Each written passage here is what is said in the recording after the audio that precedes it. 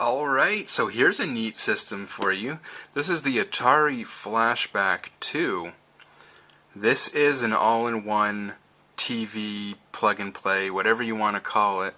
It's got 40 games built in. They're all Atari 2600 games. And some pretty good games. I mean, let's take a look at the box here. It is a nice box. You know, description on the back. Some examples of some of the games that are built in. 40 games built in, some more games mentioned here that aren't shown. Some more games in the system on the front and back. So yeah, very nice package. And this is a very cool system that I've overlooked for a long time. I've known about the Atari Flashback plug-and-play systems obviously since they came out in 2004, and I've always overlooked them. I've actually seen them for sale before and passed them up. Now this one I got for free. I got it from the pawn shop in which I've done computer work for the owner before. I did a hard drive swap on one of their netbooks, and I was expecting him to give me a deal on this for doing it because these have gone up in price lately. And so I walked in and asked him what kind of deal he could give me on this, and he told me to take it. So I got this for free, which is awesome.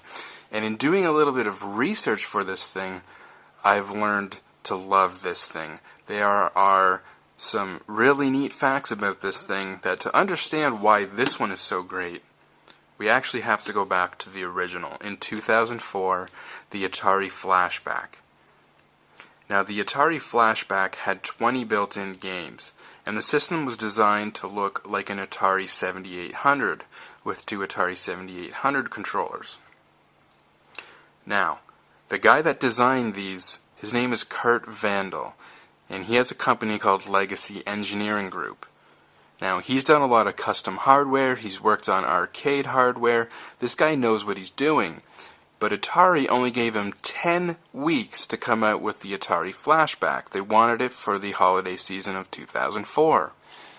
So he had 10 weeks to design and build a system and put the games into it and get it, find a manufacturer and get it manufactured. Is not a lot of time.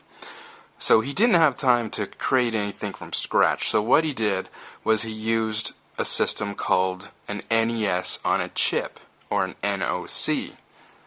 Now you've probably heard of an NOC before because it's what almost all the cheap Famiclones use. I have the old FC, the Yobo FC. That's an NES on a chip, where they basically took all of the hardware inside an NES, all the different chips, the sound chip and the graphics chips, the processor, and they consolidate it using newer technology to make it smaller into one chip. So it literally is an entire NES on a chip. And that's what allowed for all these cheap NES clones. Well, this Atari Flashback, which is playing Atari games, was based on the NES on a chip. Because of that, it was not just Atari 2600 games, but they actually had 15 Atari 2600 games and 5 Atari 7800 games. Now, these games are ports. Obviously, Atari 2600 game code was not designed to run on an NES, and this thing technically is an NES. It's not an Atari in any way, shape, or form other than the look. So they had to basically port the games to run on Nintendo hardware. So they weren't exact copies of the games. They didn't exactly always look or play the same way they did on the real hardware. And the, enthusiasts did not like that. There was some complaints with the Atari Flashback from the hardcore Atari fans. I mean, really, to most people, they probably wouldn't notice. So the way I see it is, Kurt Vandal, when he was designing this one, the Atari Flashback 2, I'm sure the Atari Flashback sold decently well. I'm sure they made some alright money on that, considering they just took an NOC, threw 20 ported games in it. So I really think they could have done the same thing with this one. Built in 40 games and sold it next year. But the thing that makes this one so awesome is that he didn't do that. He started over from scratch, and he built an Atari 2600 on a chip. He basically took all the 2600 hardware, consolidated it into a new chip, created an Atari 2600 on a chip. So this one's not based on Nintendo hardware. And the 40 games that are on here aren't ports. They're exact ROM copies of the original 2600 games. Now because of that, there's no Atari 7800 games on here. We got 40 games, they're all 2600 games. But the 2600 games on here run the exact way they do on original hardware. Even to the point where when there's too many sprites in some of the games and they flicker, they'll flicker on here. Whereas on the original Flashback, they didn't. So this one runs the games more like they would run on an actual Atari 2600. And the Atari 2600, fans really appreciated that. But that's not the coolest part.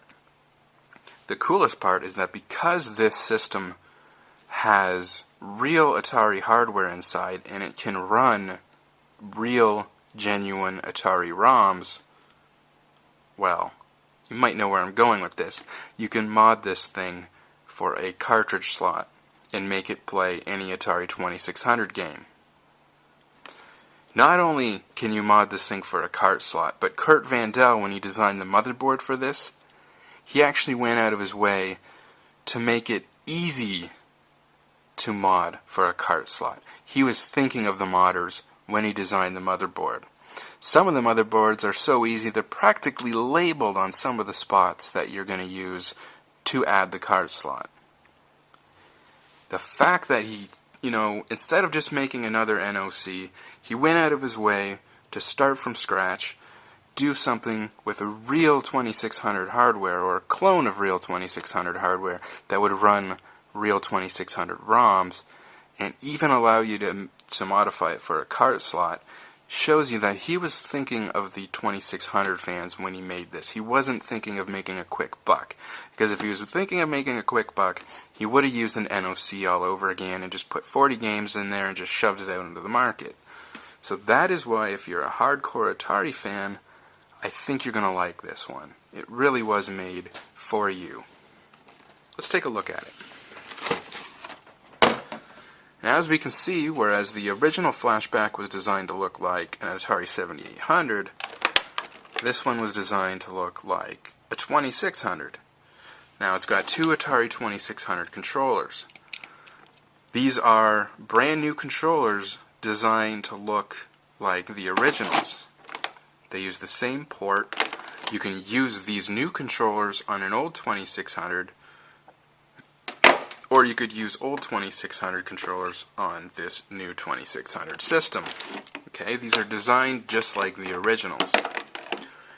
Now, they're not perfect. I've noticed that with these ones, sometimes when you're moving left and right and then you need to move up and down, like in Dig Dug or Pac-Man, I had a lot of trouble sometimes getting the guy to move up or down. So they're maybe not as good as the old ones would have been originally, but you may not have any old controllers, so there's some new controllers. We have, of course, the power plug for it, and the system itself. I love the way they made this thing look. It literally is a mini 2600 Woody. It's even got the fake wood paneling on the front, which I think looks awesome. I wish that they made the switches like the, metallic slider switches like it had on the original.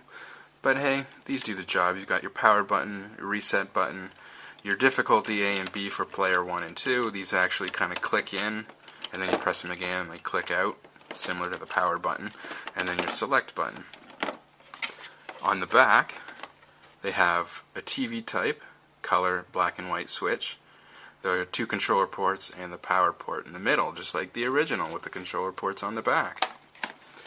Hardwired is your composite mono AV cable. So once again, it's a direct plug-and-play system. Just plug that into your AV inputs on your TV, and away you go.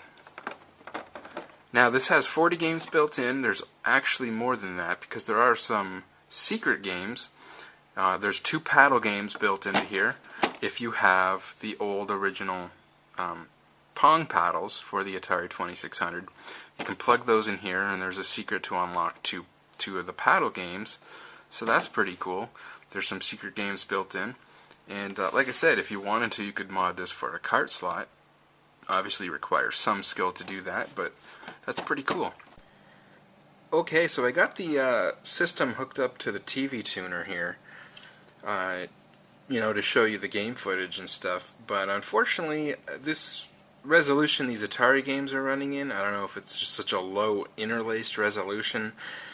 Something about it the TV tuner does not like. It looks great on the TV screen, and it's a complete mess on the TV tuner, so I'm going to have to do this the old-fashioned way. Turn the system on here. Hopefully that looks okay.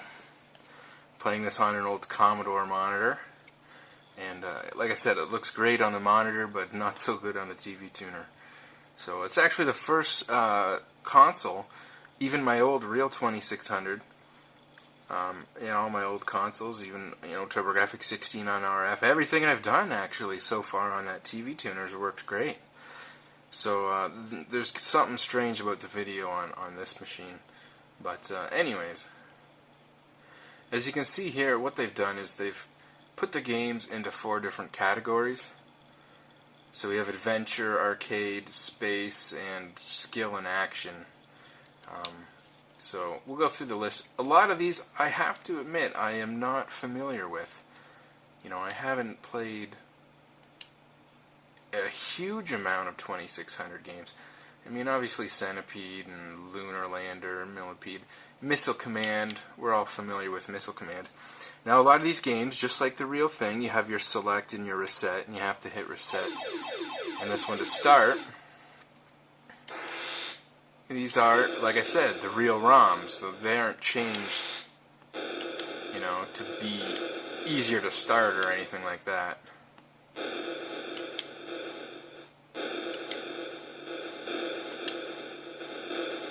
This is a pretty cool game. Really shows you the kind of time it was made in.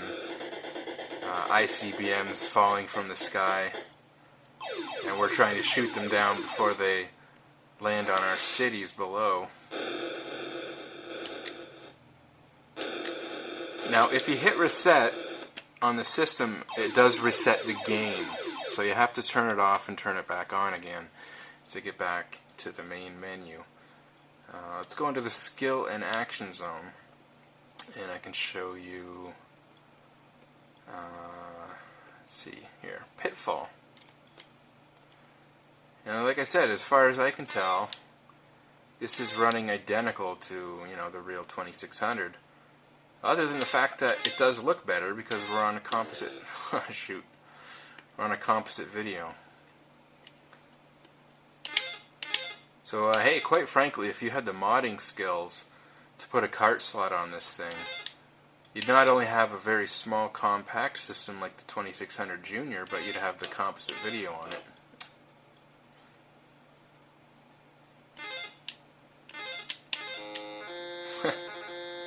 I'm not sure why I fell off it there. Wow, could I suck any more at this game? Let's just kill myself.